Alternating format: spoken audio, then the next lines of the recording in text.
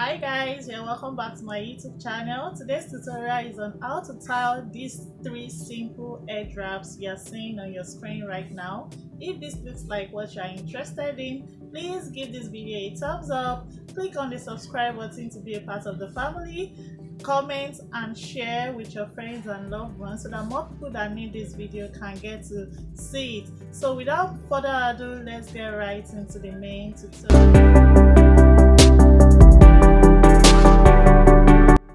So here's the fabric I'll be using for this tutorial. It is an African print fabric, Ankara fabric.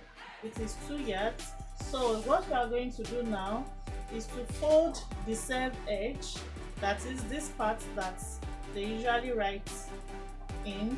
So you fold the two parts, you fold it together, let them meet each other like so, as you can see. So I'm folding it together. So this is what we have. So this is the part that we are going to be using for this tutorial. So you can see the result of what we have now. So the next thing you are going to do is to fold this like 3 times. So just watch what I'm doing.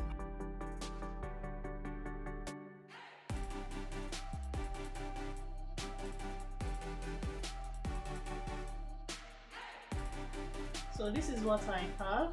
So you turn it over like so, then